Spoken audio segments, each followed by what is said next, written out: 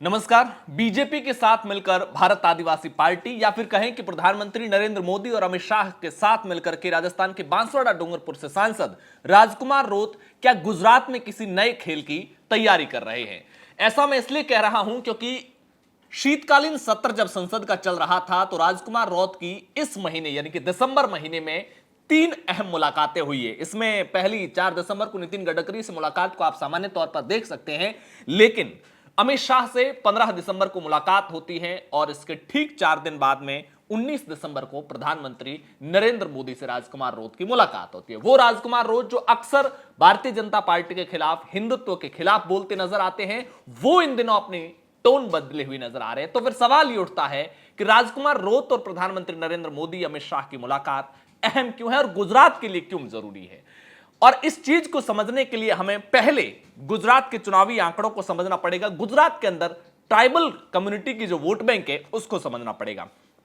गुजरात जहां पर एसटी की 8.1% के लगभग आबादी है और जो टोटल आबादी के करीब 60 लाख है, और अगर वोटर्स भी देखते हैं तो 2022 के विधानसभा चुनाव के समय गुजरात के अंदर 4 करोड़ 90 लाख के लगभग वोटर थे, और इस हिसाब से अगर इस बार के विधानसभा चुनाव में देखें तो 50 लाख के लगभग वोटर बढ़ने, 5 करोड़ 40 लाख के लगभग वोटर होते तो उसमें से 8% यानी कि 42 से 43 लाख के लगभग एसटी के वोटर होते हैं। और जो स्टेट की टोटल आबादी है वो इस वोटर के लिहाज से देखा जाए तो 14.8% है। गुजरात के अंदर 18% ऐसा है जो टीएसपी के लिए ट्राइबल रिजर्व एरिया है, जिसके अंदर 5,884 गांव आते हैं। एसटी में 11 जातियां आती हैं, लेकिन गुजरात के अंदर जो मैंने ये कहा कि 42 से 45 लाख के लगभग वोटर एसटी के हैं, इसमें से जो 11 प्रमुख जातियां आती हैं, इसमें अकेली भील जाति के 48% वोट है। आप समझ सकते हैं कि कितना महत्वपूर्ण एसटी का वोट बैंक है। और एसटी का जो गुजरात के अंदर वोट बैंक है वो राजस्थान के सिरोही, माउंट आबू से लगते हुए जो साबरकांठा, अरावली और महिसागर जिले से होते हुए पूरे पूर्वी राजस्थान के, पूर्वी गुजरात के जिलों से होते होते होते पूरे महाराष्ट्र और दमन की सीमा तक, तापी, डांग, नवसारी और वलसाड तक ये पूरा आदिवासी एरिया है, जिसमें 14 जिले गुजरात के शामिल हैं।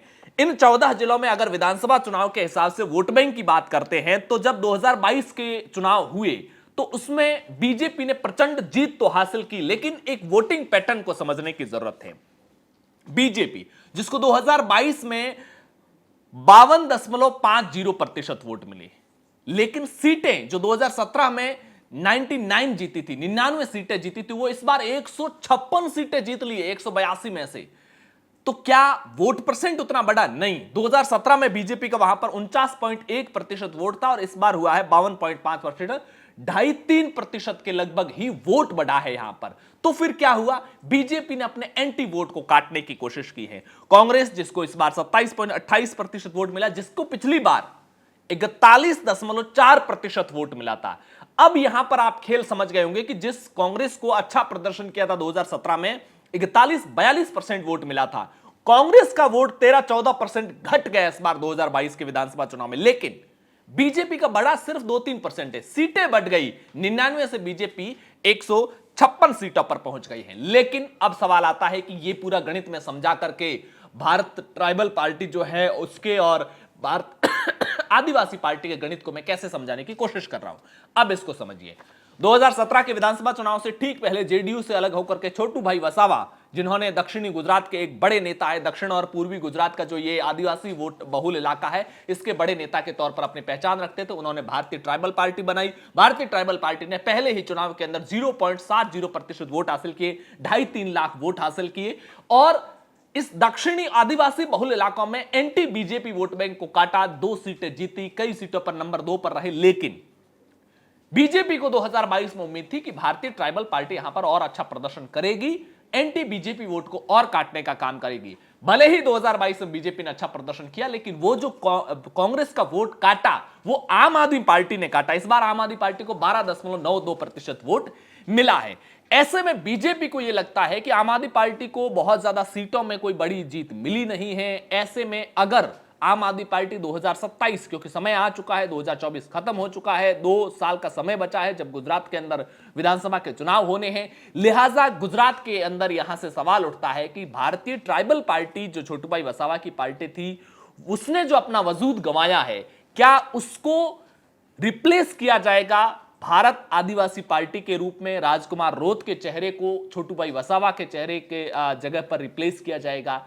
ये अब सियासी गलियारा में चर्चा है। या फिर ऐसा भी हो सकता है कि कांग्रेस को और कमजोर करने के लिए, उसके एससी एसटी वोट में और सेंधमारी करने के लिए, हो सकता है बीजेपी पर्दे के पीछे से मध्यस्थता करते हुए राजकुमार रोत और छोटूभाई वसावा को भी साथ में लेकर के आए। ऐसा मैं क्यों कह रहा हूं? जब पॉलिटिकल पंचायत का पॉडकास्ट हुआ था राजकुमार रोत के साथ में, लंबी चर्चा हुई थी। मंगलवार को इसका वीडियो भी शाम के 5 बजे, इसका जो पूरा पॉडकास्ट है, पूरा जो इंटरव्यू है, वो पब्लिश भी हो चुका पॉलिटिकल पंचायत पर। आप लोगों ने अगर नहीं देखा है तो जाकर के जरूर देखिएगा। तो इसमें जब हमने उनसे ये सवाल किया था कि क्या गुजरात में भारत आदिवासी पार्टी चुनाव लड़ेगी और छोटूभाई वसावा के साथ उनके संबंध क्यों टूटे, इसको लेकर के उन्होंने ये जरूर कहा कि महेश भाई वसावा सारे फैसले लेने लगे थे उनके बेटे। 2017 में जब भारतीय ट्राइबल पार्टी ने जो गुजरात के अंदर 2 सीटें जीती थी, वो यही थी, छोटूभाई वसावा और उनके बेटे महेश भाई वसावा 2 ही सीटें जीती थी। इस बार वो दोनों सीटें हार गई। छोटूभाई वसावा खुद 23,000 साढ़े 23,000 वोटों से चुनाव हार गए। लेकिन उन्होंने यह भी कहा कि गुजरात की जनता को हम यह भरोसा दिलाते हैं कि भारत आदिवासी पार्टी पूरे दमखम के साथ गुजरात में आएगी और चुनाव लड़ेगी। और उन्होंने छोटूभाई वसावा के साथ मिलकर करने की बात कही। यह सीधे तौर पर तो नहीं कहा कि गठबंधन करेंगे, लेकिन कहा कि हम साथ में मिलकर के कुछ बेहतर करेंगे। इसका मतलब वो छोटूभाई वसावा के साथ फिर से भारत आदिवासी पार्टी और भारतीय ट्राइबल पार्टी मिलकर के इस बार गुजरात में एससी एसटी वोट के एक मजबूत होल्ड के रूप में। अब बात आती है कि एससी एसटी वोट और ये दक्षिण गुजरात का वोट बैंक बीजेपी के लिए महत्वपूर्ण है क्यों? देखो, दक्षिणी जो मैं आदिवासी बहुल 14 जिलों की बात कर रहा हूं, इसमें बनासकांठा, साबरकांठा, अरावली, महिसागर, पंचमहल, दाहोद, छोटा उदयपुर, नर्मदा, भरूच, सूरत, नवसारी, वलसाड़, तापी और डांग, ये जिले आते हैं। इन 14 जिलों के अंदर विधानसभा की 68 सीटें हैं। इस बार अभी के समय में बीजेपी अगर मजबूती से सत्ता में है तो वो इसी इलाके की वजह से है, क्योंकि इन 68 विधानसभा सीटों में से 58 सीटें बीजेपी के पास में हैं। सबसे रोचक बात क्या है कि भरूच जिला, जहां से छोटूभाई वसावा खुद विधायक उसी जिले की किसी सीट से है, उस जिले की पांचों सीटें इस बार बीजेपी ने जीती है। और इसके अलावा इन 14 जिलों में से पंचमहल की पांचों सीटें बीजेपी ने जीती, दाहोद की 6 सीटें बीजेपी ने जीती, छोटा उदयपुर की 3 सीटें बीजेपी ने जीती, भरूच की 5 सीटें बीजेपी ने जीती। इसके अलावा सूरत की 16 सीटें बीजेपी ने जीती। इसके अलावा वलसाड़ की 5 सीटें, तापी की 2 सीट और डांग जिले की 1 सीट। यानी कि 14 जिलों में से 7-8 जिले तो ऐसे हैं जहां पर बीजेपी ने क्लीन स्वीप किया है। लिहाजा बीजेपी ये भली भांति जानती है, प्रधानमंत्री नरेंद्र मोदी और अमित शाह भली भांति जानते हैं कि हमें अपने गढ़ को, अपने किले को, गुजरात को बचाए रखना है। तो ये जो आदिवासी बहुल, एसटी बहुल 14 जिले हैं, इसके अंदर अपने आप को मजबूत रखना है। अपने को मजबूत रखने के साथ साथ बीजेपी, नरेंद्र मोदी और अमित शाह की रणनीति यह भी रहती है कि जो आपका विरोधी है, आपका जो प्रतिद्वंदी है, उसके वोटर्स को डिवाइड किया जाए। उसका वोट बैंक, हमसे भले ही कोई नाराज है, लेकिन हमसे नाराज वोट पूरा कांग्रेस की तरफ नहीं जाना चाहिए, उसमें ज्यादा से ज्यादा डिवाइडेशन करो। आम आदमी पार्टी अगली बार कितना कर पाती है, देखने वाली बात होगी। इस बार के दिल्ली चुनाव में अगर आम आदमी पार्टी अच्छा प्रदर्शन नहीं करती है तो फिर गुजरात जैसे राज्यों में पार्टी विस्तार की योजनाओं को फिलहाल ठंडे बस्ते में डालेगी 5-4 साल के लिए, और वापस खुद को दिल्ली में मजबूत करने पर कोशिश करेगी।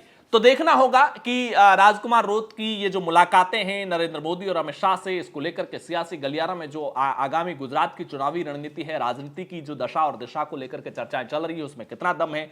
आपको क्या लगता है? भारत आदिवासी पार्टी और भारतीय ट्राइबल पार्टी मिलकर के गुजरात में क्या कोई बड़ा खेल कर सकते हैं?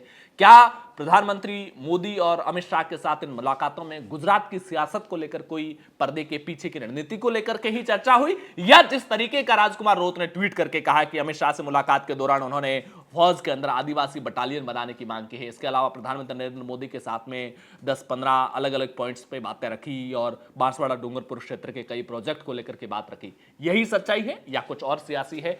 आपकी क्या कुछ राय है? कमेंट बॉक्स जरूर बताइएगा। पॉलिटिकल पंचायत पर पहली बार आए हैं तो चैनल को सब्सक्राइब जरूर कीजिएगा। शुक्रिया।